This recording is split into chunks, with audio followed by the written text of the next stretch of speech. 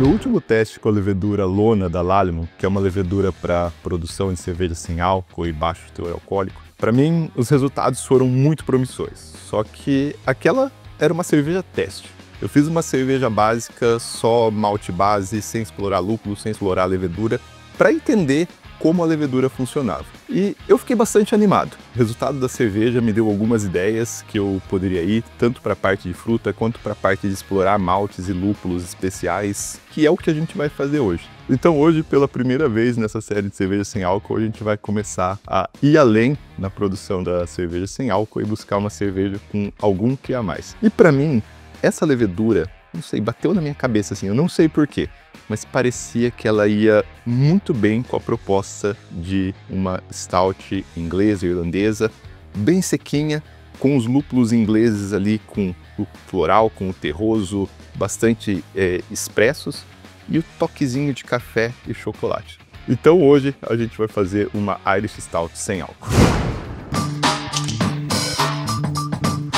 Fazendo uma pequena recapitulação, a Lona ela é uma levedura maltose negativa. Isso quer dizer que ela não tem capacidade de fermentar o principal açúcar do mosto, que é a maltose, sobrando basicamente a glicose. Esse tipo de levedura, ela é basicamente a melhor estratégia que cervejeiros caseiros, pequenas cervejarias e, na verdade, basicamente qualquer cervejaria que não é uma macro cervejaria tem para fazer cerveja sem álcool. Ela tem os produtos de fermentação, que é o que a gente procura numa cerveja, a gente não pode só fazer um chá de malte, senão não é cerveja. E esses produtos de fermentação, eles vêm só do metabolismo desse açúcar que tem um pouquinho, 5% mais ou menos no mosto, que é a glicose. Essas leveduras vão ter a tensão muito baixa, 15% mais ou menos. E o princípio para produzir uma cerveja sem álcool com elas é basicamente a gente fazer um mosto de baixo OG, baixíssimo OG, 1020, 1025, a gente vai atenuar 15% disso, que vai produzir os aromas de fermentação, e a gente vai ficar com o resto do açúcar. Só que a gente tem uma série de estratégias para minimizar aquela característica estranha que cerveja sem álcool tem, que é o chamado gosto de mosto, gosto de água de batata. Isso se deve a uma série de fatores, mas dois principais. O principal de todos é o chamado aldeídos de Strecker, que são produtos de degradação de pequenos pedaços de proteína que acontecem quando a gente eleva a temperatura. Então, a gente está aqui na mostura, a gente eleva a temperatura, produz aldeídos de Strecker, vai para a fervura, produz aldeídos de Strecker. Só que eles são reduzidos pela fermentação. Só que o grande problema é que, como aqui a gente vai ter pouca fermentação, a redução ela não é tão efetiva assim.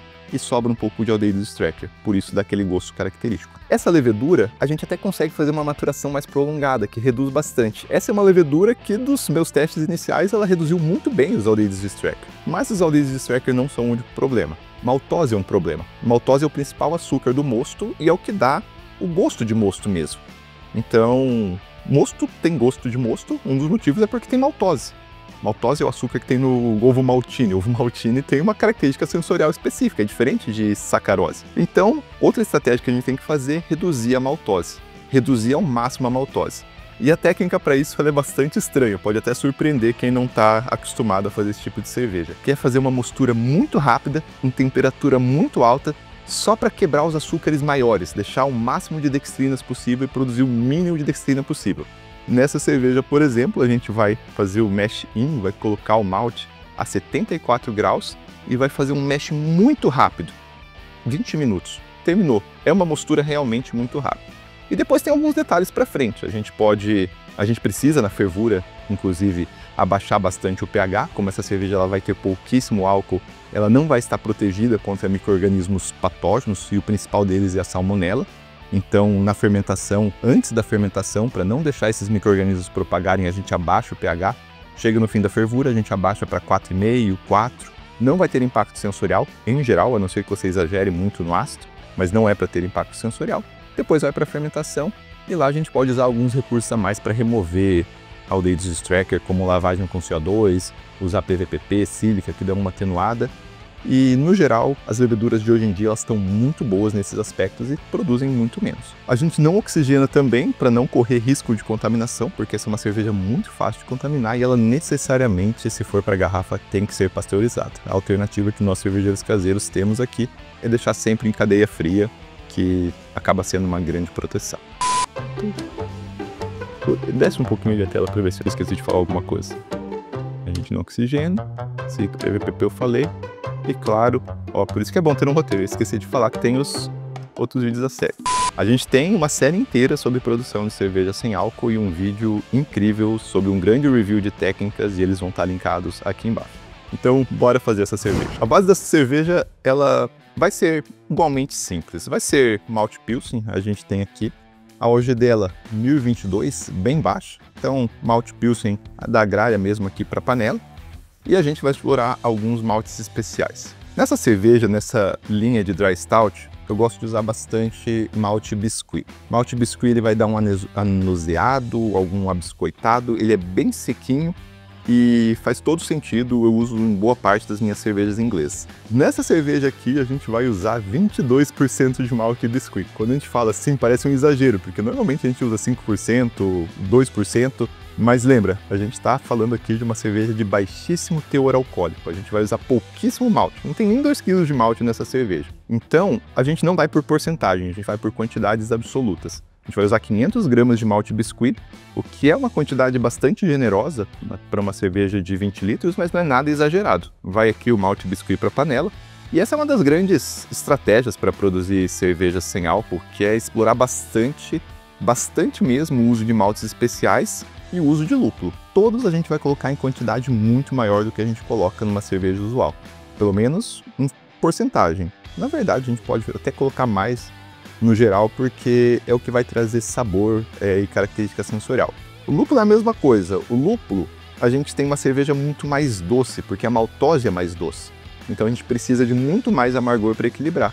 Essa cerveja vai ter 35 IBUs, mas se fosse comparar com uma cerveja normal, da minha experiência assim, eu não tenho nenhuma base científica para o que eu estou falando, seria equivalente a uns 20, 25 IBUs, porque tem esse contraponto da maltose que é mais doce. Voltando aqui para os maltes, malte cevada torrada, bem característico de Dry Stout, bem seco, traz chocolate, traz café, traz tostado, só que a gente não vai colocar agora. A gente vai colocar ele... A melhor estratégia é colocar na lavagem. Isso vai evitar que extraia os aromas e os sabores, na verdade, mais agressivos do malte, que a gente não precisa trazer aqui.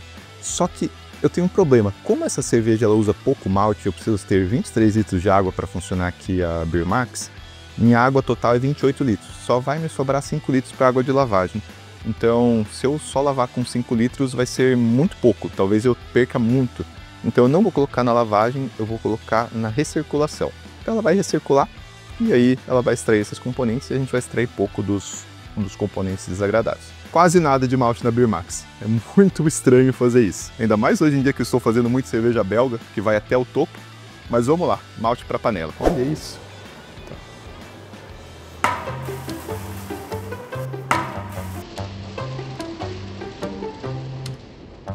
Porra, que sacanagem. Que sacanagem. Pouco malte ele tá saindo pelo furo do meio, aonde passa o eixo que estabiliza aqui. Tive que colocar sem a tampa de cima, que é normalmente como eu faço. Eu vou ter que pegar o malte que caiu aqui na mesa, porque, sei lá, 30% do malte da cerveja tá aqui.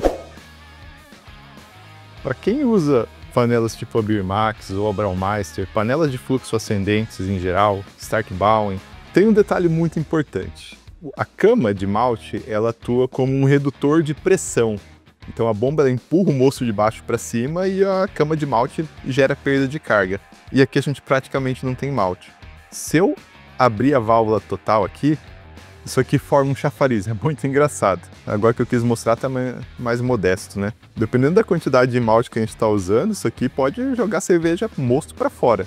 Então a dica é, se você tem como, aqui na Beer Max é possível isso, tem uma válvula aqui embaixo, estrangula a válvula até ter o fluxo normal que você tem na sua panela. No meu caso aqui é praticamente totalmente estrangulado, agora está com um fluxo bom. Isso tem implicações também em clarificação, porque o que faz a clarificação, o que promove a retenção das pequenas partículas é o leito de malte também.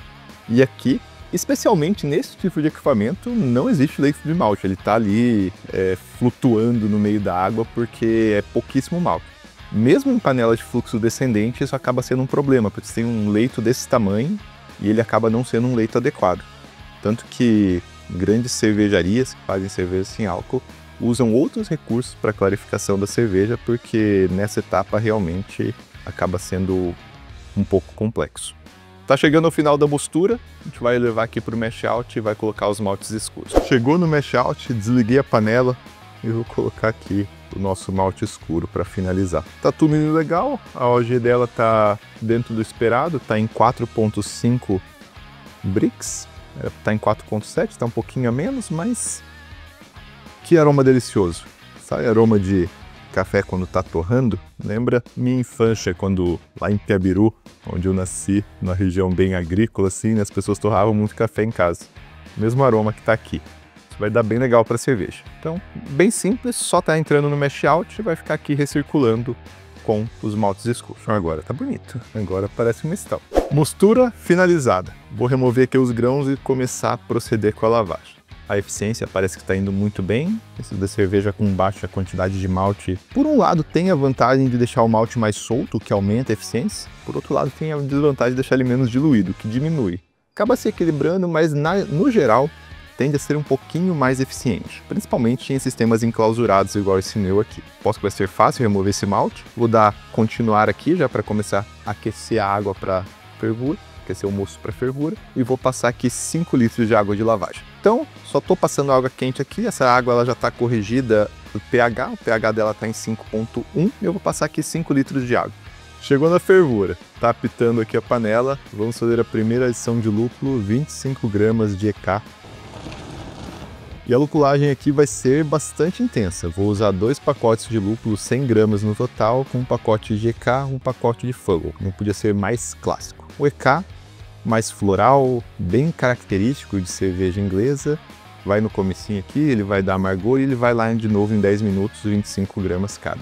Depois disso, a gente vai abaixar o pH, depois que esse pH abaixar para 4 mais ou menos, que é o ideal para não ter a propagação dos micro-organismos, a gente vai entrar com a dosagem pós-fervura de flame out de 50 gramas de Fuggle. Super terroso, eu quero manter esse aroma terroso do Fuggle, então por isso vai ser uma lupulagem bastante rápida. A gente vai colocar, vai deixar 5 minutos e já vai abaixar a temperatura. Tá bonita a cerveja aqui, ó. Fervura Ah, esqueci do lúpulo.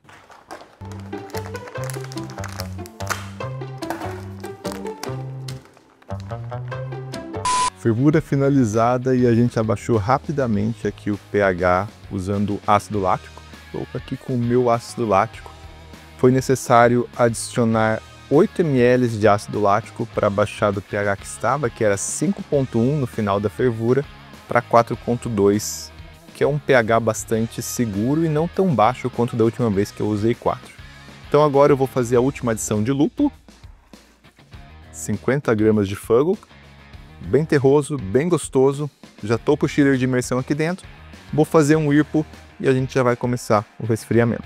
Gente, a fermentação aqui foi super rápida. Terminou a fermentação, foi 2 dias para chegar na atenuação e a gente deu mais 2 dias só para garantir. Eu acabei de passar para o barril, mas nessa parte tem algo muito importante, que é colocar sílica e PVPP, que são agentes que podem ajudar um pouco no controle dos aldeídos de Strecker. Porém, eu esqueci de fazer uma coisa muito importante. Tá chovendo aqui, então estou com o microfone bem perto e a caixa foi o que desconcentrou. Eu devia ter feito isso antes de passar a cerveja. Só que agora a cerveja já está aqui dentro. Eu vou fazer uma passagem bem simples. Eu vou ligar o CO2 para deixar a CO2 sempre saindo. Então estou com a cerveja aqui dentro, eu não quero oxidar ela. Isso aqui faz um fluxo de CO2 para fora, ó. Então a gente tem aqui PVPP. Estou no limite superior, 8 gramas para 20 litros. E a gente tem aqui sílica. Também estou no limite superior, 1 grama por litro. Agora a gente fecha, deixa sair um pouquinho do ar, né, se entrou alguma coisa. Pronto, agora é só carbonatar e ver o resultado final. Hora da verdade, ó, cerveja pronta, bonita. E aí, será que a gente atingiu o nosso objetivo? Bom, eu já tomei essa cerveja aqui, tem que dar spoiler muitas vezes. Inclusive, tô gravando esse vídeo aqui antes do programado, porque senão eu ia tomar toda essa cerveja.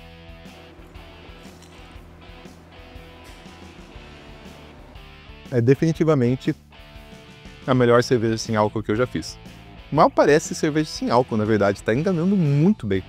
A ideia dos maltes escuros sobreporem esses aromas de esses aromas usuais, né, que vem de reação de Strecker, de degradação de Strecker, cara, sobrepõe esse que é o interessante. E ainda ela é sequinha, ela vai de encontro com o que a gente estava procurando, ela parece uma stout.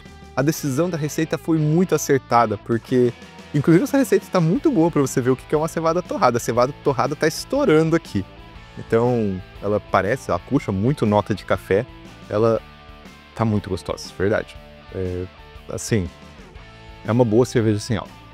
Claro, uma stout com álcool ainda vai ser melhor.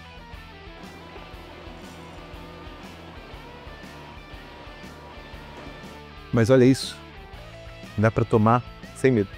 Eu acho de verdade que dificilmente uma pessoa desavisada falaria que essa cerveja não tem álcool. Eu tenho muita convicção com isso, porque ofusca muito. Mas não é tudo maravilhas, tem problemas e vamos falar dos problemas aqui. Primeiro, isso não é um problema exatamente, vocês veem que eu tô com um Erlenmeyer aqui porque a estabilidade de espuma é absurda. Cerveja sem álcool ela já tem um grau a mais de estabilidade. Mas aqui com malte escuro, o negócio ele não decompõe, você fica com a cerveja com a espuma estável, é mais difícil de servir, tanto que para fazer aqui eu tive que encher isso aqui, encher metade do copo e depois colocar. E olha aqui, ó, tô gravando o vídeo, o negócio não se desfaz, forma muita espuma estável. Beleza, isso não é problema, pode fazer uma carbonação inglesa ali, diminuir a quantidade de gás se você quiser, se a gente está inspirando numa stout irlandesa, numa stout inglesa, mas tem o segundo e maior problema. Eu ainda sinto o gosto da maltose aqui dentro. No primeiro copo, no segundo, não vai. Passa. Mas depois sente esse gosto doce residual. Por mais que ela tá bem amarguinha, por mais que ela tá bem seca, eu sinto esse gosto doce residual.